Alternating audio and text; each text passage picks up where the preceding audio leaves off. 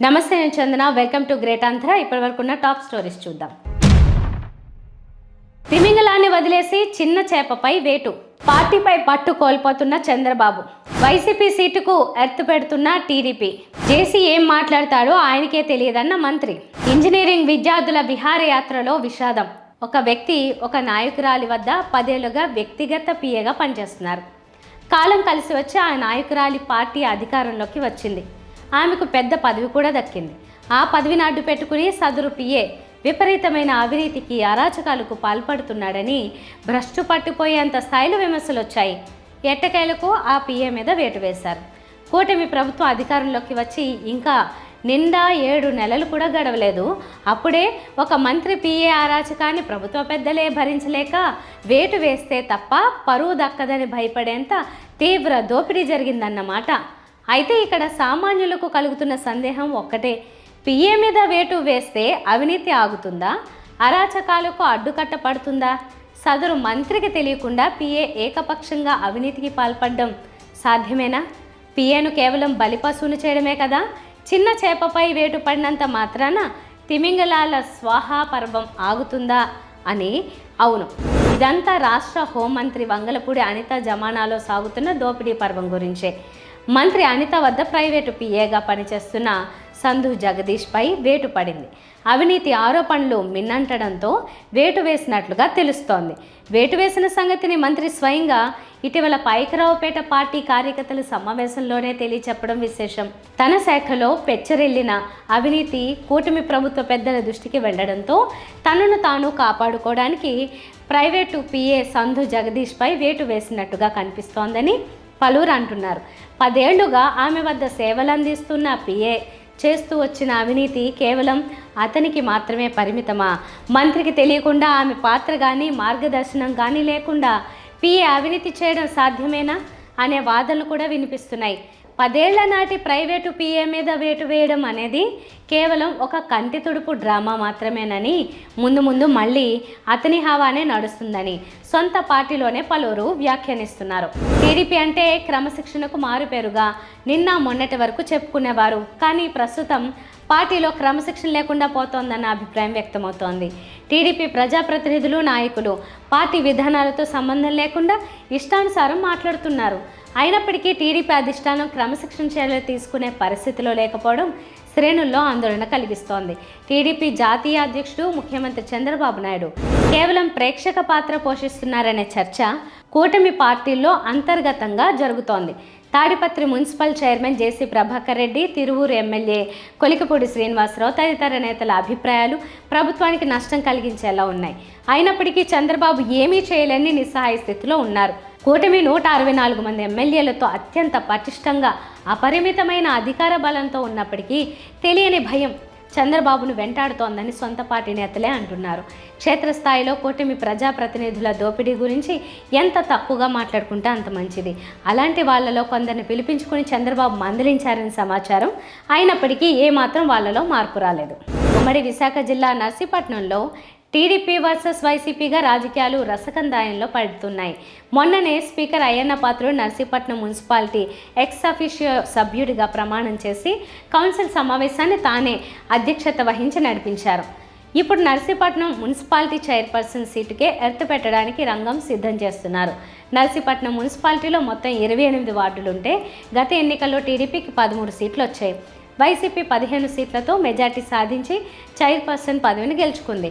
అయితే 5 ఏళ్ల టర్మ్లో ఇద్దరికి చైర్పర్సన్ సీటుని పంచాలన్న ఆలోచనతో మొదట ఒకరిని చేసింది, తర్వాత మరొకరికి అవకాశం ఇచ్చింది. అయితే మొదట చైర్పర్సన్గా, వైస్ చైర్మన్గా చేసిన ఇద్దరు మాజీలు కాగానే వైసీపీ పట్ల గురుగా ఉండి ఎన్నికల్లో పార్టీ ఓటమి కాగానే పార్టీని వీడారు. ఇప్పుడు ఈ ఇద్దరు కౌన్సిలర్లను టీడీపీలో చేర్చుకోవాలని ప్రయత్నాలు జరుగుతున్నాయి. వీరు చేరితే కౌన్సిల్లో టీడీపీ, జనసేన కూటమి బలం 15కి పెరుగుతుంది. ఎక్స్ అఫీషియో ఓటుతో 16కి చేరుకుంటుంది. దాంతో నర్సీపట్నం మున్సిపాలిటీ కూటమి పరం అవుతుందని ఎత్తుగడ వేస్తున్నారని అంటున్నారు. ఇక కూటమి తరపున ఎస్సీ రిజర్వ్డ్ మహిళా కోటాలో తమ పార్టీలో చేరిన వారినే గెలిపించుకుంటే వైస్ చైర్మన్ పదవిని అయ్యన్న పాత్రుడు రెండవ కుమారుడు రాజేష్కి దక్కేలా పావులు కదుపుతున్నారు. అయ్యన్న తర్వాత ఆ కుటుంబంలో పెద్ద కుమారుడికి పార్టీ పదవి తప్ప ప్రజాప్రతినిధిగా అవకాశం రాలేదు. చిన్న కుమారుడు కౌన్సిలర్గా ఉన్నారు. ఆయనను వైస్ చైర్మన్ చేయడం ద్వారా మరో వారసుని తయారు చేయాలని అనుకుంటున్నారు అని ప్రచారం సాగుతోంది. తాడిపత్రి మున్సిపల్ చైర్మన్ జేసీ ప్రభాకర్ రెడ్డి ఘాటు వ్యాఖ్యలు బీజేపీ నేతలకు కోపం తెప్పించాయి. జాతీయ పార్టీకి బాగా సెగ తగిలినట్టుంది. అందుకే ఒక్కొక్కరుగా జేసీపై మండిపడుతున్నారు. తన బస్సును బీజేపీ నేతలే తగలబెట్టారనే జేసీ ప్రభాకర్ రెడ్డి విమర్శించిన సంగతి తెలిసిందే. అలాగే బీజేపీ నేతల కంటే హిజ్రాల్ నయమని అన్నారు. కొందరు బీజేపీ మహిళా నేతల్ని తీవ్ర అభ్యంతరకర భాషలో తిట్టారు. ఈ నేపథ్యంలో బీజేపీ సీనియర్ నేత రాష్ట్ర వైద్యారోగ్య శాఖ మంత్రి సత్యకుమార్ స్పందించారు. జేసీ ప్రభాకర్ రెడ్డి ఎప్పుడేం మాట్లాడతారో ఆయనకే తెలియదని దెప్పిపొడిచారు. వయసుకు తగ్గట్టు మాట్లాడితే జేసీకే మంచిదని వార్నింగ్ ఇచ్చారు. అలాగే జేసీ వ్యాపారాలపై అనేక ఆరోపణలు ఉన్నాయని ఆయన చెప్పుకొచ్చారు. ఇదిలా ఉండగా తమ పార్టీ మహిళా నేతలపై అభ్యంతరకర కామెంట్స్ చేసిన జేసీపై ఏపీ బీజేపీ చీఫ్ మహిళా నాయకురాలైన దగ్గుబాటి పురంధేశ్వరి స్పందించకపోవడం విమర్శలకు దారితీస్తోంది. వైసీపీ నేతలకు మాత్రమే నీతులు చెప్పడానికైనా పురంధేశ్వరి ఉండేదని సొంత పార్టీ నేతలు కూడా ప్రశ్నిస్తున్నారు. ప్రభాకర్ రెడ్డి గారు ఏం మాట్లాడుతుంటారో ఎవరికి అర్థం కాదు. గత కొన్ని రోజులుగా చూస్తున్నారు మీరు. అంత తీవ్రంగా మాట్లాడాల్సిన అవసరం లేదు. ఆ వయసుకు తగినట్టుగా మాట్లాడాలి. ఎందుకంటే ఎక్కడో ఏదో బస్సు కాలుస్తే దానికి బీజేపీ వాళ్ళకి ఏ రకమైన సంబంధమో నాకు అర్థం కాదు. అనేక విమర్శలు వచ్చాయి వారి మీద, వారి బస్సుల మీద, వారి వ్యాపారాల మీద. గతంలో ఏం చేస్తున్నారు, ఎక్కడి నుంచి తెచ్చారనే విషయం వాటిలో నేను పోదలుచుకోలేదు. కానీ కూటమిలో భాగస్వామిగా ఉంటున్న భారతీయ జనతా పార్టీ గురించి మాట్లాడడం అది సహేతుకం కాదు. మన దేశంలో పాలిస్తున్న పార్టీ బీజేపీ పార్టీ. ఇవాళ సఖ్యతతో చాలా అన్యోన్యంగా కూటమిలో సభ్యులను తెలుగుదేశం, బీజేపీ, జనసేన ఒక మంచి ప్రభుత్వాన్ని అందిస్తున్నాయి. కేంద్ర ప్రభుత్వ సహకారంతో మంచి పాలన సాగిస్తున్నాయి. ఈ నేపథ్యంలో ఏదో తన వ్యక్తిగత విషయాలను తీసుకొచ్చి అదేదో రాష్ట్రానికి సంబంధించిన విషయంలాగా మాట్లాడడం, ఒక అర్థం పర్థం లేని విమర్శలు బీజేపీ మీద చేయడం అనేది మంచిది కాదు. వారి గౌరవం, వారి వయసుకు తగిన విధంగా మాట్లాడాలి. వారు తెలుసుకుంటారని నేను భావిస్తాను. ప్రభాకర్ రెడ్డి గారు ఏం మాట్లాడుతుంటారో ఎవరికి అర్థం కాదు. గత కొన్ని రోజులుగా చూస్తున్నారు మీరు. అంత తీవ్రంగా మాట్లాడాల్సిన అవసరం లేదు. ఆ వయసుకు తగినట్టుగా మాట్లాడాలి. ఎందుకంటే ఎక్కడో ఏదో బస్సు కాలుస్తే దానికి బీజేపీ వాళ్ళకి ఏ రకమైన సంబంధమో నాకు అర్థం కాదు. అనేక విమర్శలు వచ్చాయి వారి మీద, వారి బస్సుల మీద, వారి వ్యాపారాల మీద. గతంలో ఏం చేస్తున్నారు, ఎక్కడి నుంచి తెచ్చారనే విషయం వాటిలో నేను పోదలుచుకోలేదు. కానీ కూటమిలో భాగస్వామిగా ఉంటున్న భారతీయ జనతా పార్టీ గురించి మాట్లాడడం అది సహేతుకం కాదు. మన దేశంలో పాలిస్తున్న పార్టీ బీజేపీ పార్టీ. ఇవాళ సఖ్యతతో చాలా అన్యోన్యంగా కూటమిలో సభ్యులను తెలుగుదేశం, బీజేపీ, జనసేన ఒక మంచి ప్రభుత్వాన్ని అందిస్తున్నాయి. కేంద్ర ప్రభుత్వ సహకారంతో మంచి పాలన సాగిస్తున్నాయి.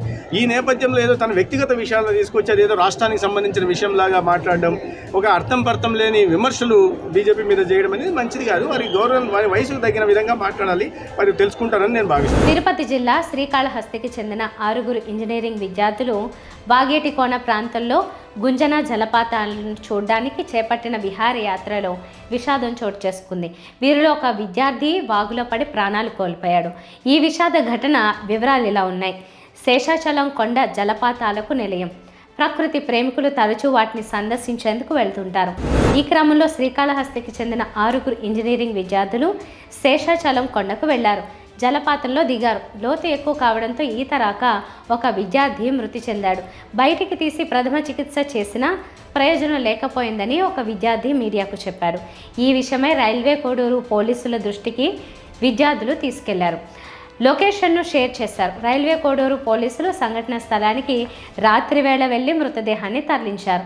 అలాగే విద్యార్థులను వెంట తీసుకెళ్లారు. కేసు నమోదు చేసి దర్యాప్తు చేస్తున్నట్లు పోలీసులు తెలిపారు. ఇవి వాళ్ళ టాప్ స్టోరీస్. మరిన్ని అప్డేట్స్తో కలుద్దాం. నమస్తే.